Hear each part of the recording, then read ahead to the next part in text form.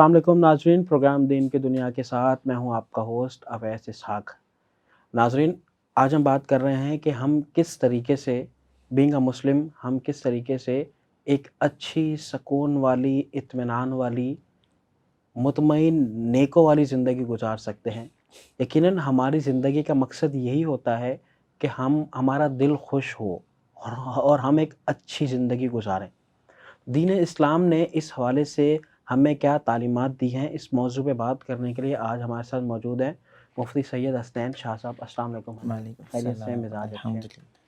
हज़रत, सबसे पहले मुझे ये बताइएगा कि एक मुसलमान अच्छी ज़िंदगी कैसे गुजार सकता है? बिस्मिल्लाहिर्रहमानिर्रहीम। अच्छे मुसलमान बनने के लिए सबसे पहला ज़रूरी ये है कि इंसान अल्लाह ताला की इबादत की तरफ मुतवज्जह हो।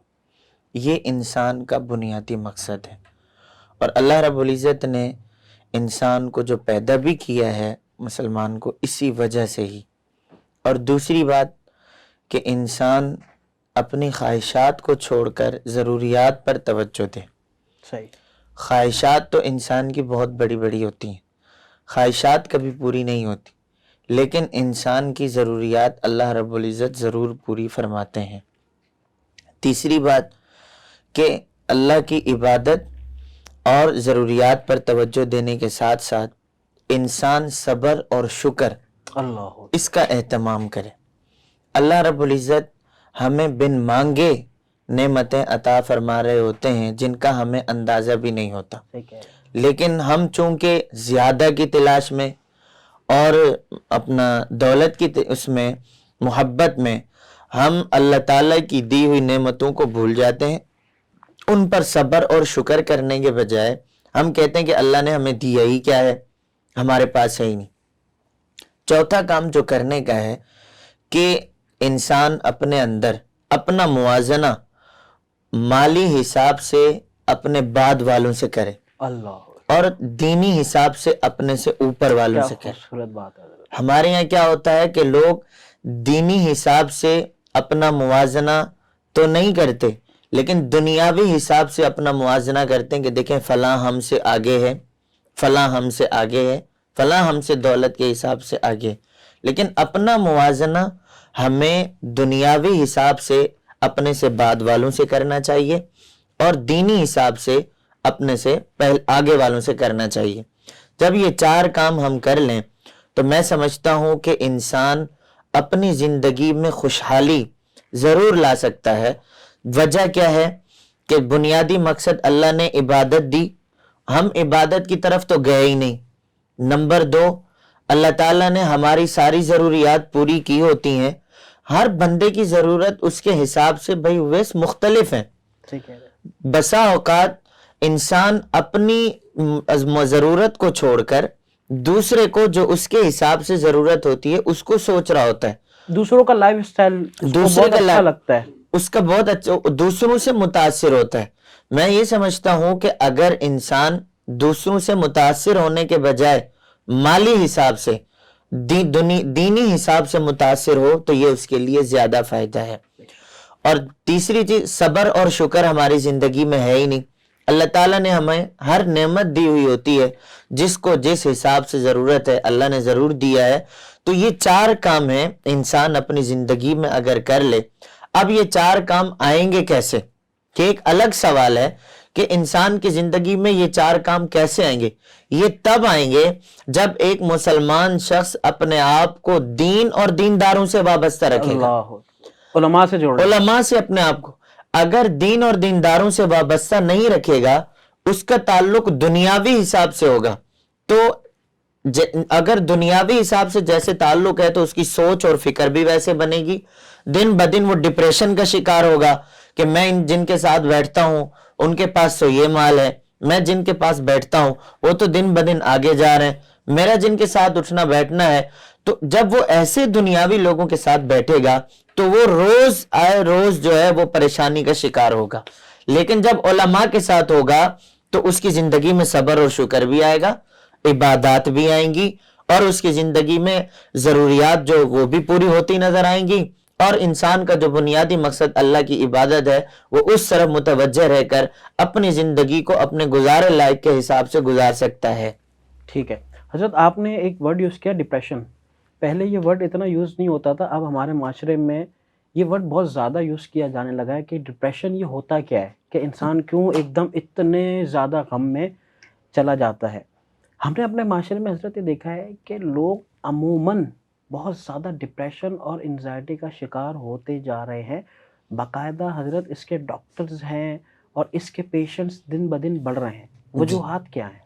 دیکھیں اس کی وجوہات بنیادی طور پر مادیت کو اپنے اوپر سوار کرنا ہے. اگر دین کو اپنے اوپر سوار کر لیں تو کبھی ڈپریشن کا شکار نہ ہو. یہ خلاصہ ہے 2 لفظوں میں کہ ہر انسان آپ کو پریشان ڈپریشن والا وہی ملے گا کہ جو اپنے اوپر دنیاوی مال کو سوار کر کے بیٹھا ہوا ہے. دن رات اس کی سوچ یہی بڑھ رہی ہے کہ میرا کاروبار کیسے بڑھے گا، میرے پاس پیسہ زیادہ سے زیادہ کیسے آئے گا، اگر میرے پاس تھوڑا مال ہے تو زیادہ کیسے آئے گا، اور میں یہ کام کیسے کروں گا وہ کام. حالانکہ ایک انسان کی بنیادی زندگی کے حساب سے آپ خود دیکھیں گے کہ ضروریات پوری ہوتی ہوئی نظر آئیں گی، لیکن پھر بھی وہ دنیاوی لالچ اپنے دل اور دماغ میں اتنا سوار کر لیتا ہے کہ اس کی وہ آگے بے بس ہو جاتا ہے اور وہ پریشان ہوتا نظر آتا ہے.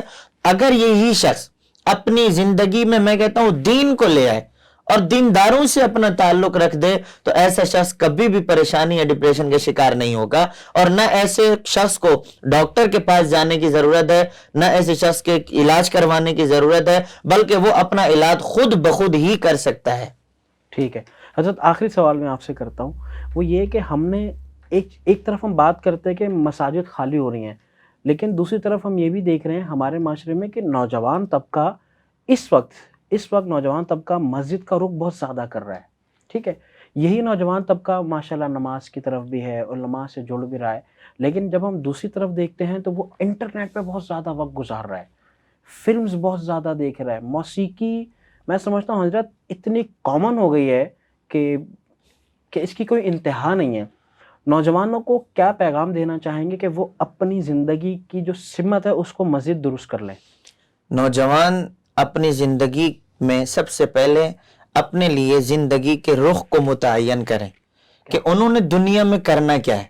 اور میں یہ سمجھتا ہوں کہ اگر نوجوان، ہر تعلیم یافتہ، ہر انسان اگر یہ سوچے میں نے اپنے وجود سے اس دنیا میں رہتے ہوئے اور اس ملک پاکستان میں رہتے ہوئے میں نے دوسروں کو فائدہ کیا دینا ہے، وہ یہ نہ سوچے کہ میں نے دوسروں سے فائدہ لینا کیا ہے، وہ یہ سوچے کہ میں نے دوسروں کو فائدہ کیسے دینا ہے.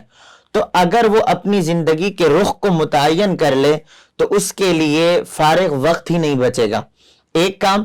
اور دوسرا کام یہ ہے کہ جیسے آپ نے فرمایا کہ نوجوان دین کی طرف، نمازوں کی طرف متوجہ ہو رہے ہیں، تو یہ ہونا بھی چاہیے. اس کی وجہ یہ ہے کہ یہی نوجوان آج اپنی زندگی کو سنواریں گے تو کل کو انہوں نے ہی گھر کو لیڈ کرنا ہے، قوم کو لیڈ کرنا ہے، انہوں نے ہی جو ہے مقتدا بننا ہے، انہوں نے آگے اگلی نئی نسل کو انہوں نے سنبھالنا ہے. تو آج کی نوجوان نسل کو اگر ہم صحیح رخ دے دیں اور انہیں صحیح راہ راست پر لانے کی فکر کر لیں تو ضرور بھی ضرور میں کہتا ہوں اگلی نسلیں ان سے جب رہنمائی لیں گی تو وہ کسی قسم کی پریشانی کا شکار نہیں ہوں گی. باقی آپ نے کس بات کی سوشل میڈیا اور ان چیزوں کی بات آپ نے کہی، تو یہ میں یہ سمجھتا ہوں کہ لوگوں نے اس سوشل میڈیا کو اس حد تک سمجھ لیا ہے کہ ٹائم پاس، وقت نہیں گزر رہا، اور وہ اس سوشل میڈیا کی اس میں تباہ سے تباہ ہوتے جا رہے ہیں. اور خود ہم بیٹھے بیٹھے ہم اپنے وجود سے دوسرے ممالک والوں کو اسی سوشل میڈیا کے ذریعے سے فائدہ پہنچا رہے ہیں، اپنا نقصان کر رہے ہیں. بالکل ایسے ہی ہے، اپنا بھی نقصان، اپنے ملک کا بھی نقصان. باہر ملک کی ویب سائٹیں بیٹھ کر آپ استعمال کر رہے ہیں، باہر ملک کے جو ہے اپلیکیشنیں آپ استعمال کر رہے ہیں. تو آپ یوں محنت کریں کہ آپ دنیا میں اپنی اپلیکیشنیں بنائیں، آپ اس سوشل میڈیا سے فائدہ اٹھائیں، آپ اس کے ماہر بنیں، آپ اس کو سیکھیں. اور ابھی تو سوشل میڈیا کا اتنا دور ہے، ایسا دور ہے کہ آپ جائز طریقے کے ساتھ اور حدود شریعہ کے اندر رہتے ہوئے آپ اس سوشل میڈیا کا استعمال کر کے تھوڑے سے وقت میں بغیر کسی محنت کے آپ بہت بڑا کام کر سکتے ہیں. صحیح ہے. اور اسی سوشل میڈیا کے ذریعے سے اللہ تعالیٰ نے آپ کو ایسی صلاحیتیں دی ہیں تو آپ ان صلاحیتوں کو تھوڑے وقت میں پوری دنیا میں پہنچا سکتے ہیں. ایک یہ کہ آپ امریکہ سفر کریں, آپ آسٹریلیا سفر کریں, آپ نیوزی لینڈ سفر کریں, آپ سعودی عرب سفر کریں, آپ مختلف ممالک میں سفر کریں, اور ایک یہ ہے کہ آپ یہیں پر بیٹھے بیٹھے تھوڑے سے وقت میں تمام ممالک والوں کو فائدہ دیں. تو اس وجہ سے نوجوانوں کو اللہ نے جو صلاحیتیں دی ہیں وہ اپنی صلاحیتوں کو ضائع نہ کریں. اللہ نے انہیں جو وقت میسر کیا ہے وہ اس وقت کی قدر کریں. تھوڑے وقت میں زیادہ کام کریں, صحیح کام کریں, اور اپنی زندگی کو بروئے کار لاتے ہوئے, گناہوں سے بچاتے ہوئے, عبادات کی طرف متوجہ کرتے ہوئے, اللہ کے راستے کی طرف, دین کی طرف, دینداروں کی طرف, علماء کے ساتھ جڑ کر اپنے تھوڑے وقت میں زیادہ کام بھی کر سکتے ہیں. اور انہی نوجوان نسل نے آگے نئی نسل کی مقتدا بھی کرنی ہے اور اگلی نئی نسل کو سنبھالنا بھی ہے. تو اس وجہ سے یہ نوجوان ملک کا اثاثہ ہیں, یہ نوجوان اس ملک کی قیمتی ہیں, اور یہی نوجوان اس ملک کو آگے سنبھالنے کے لیے بھی بہترین اقدامات کر سکتے ہیں. بہت بہت شکریہ حضرت, ہمارے پروگرام میں آپ تشریف لائے, اللہ آپ کو جزائے خیر عطا فرمائے. ناظرین, اسی کے ساتھ اپنے میزبان اویس اسحاق کو دیجیے اجازت. انشاءاللہ آپ سے ملاقات ہوتی ہے نیکسٹ ویک. اللہ حافظ.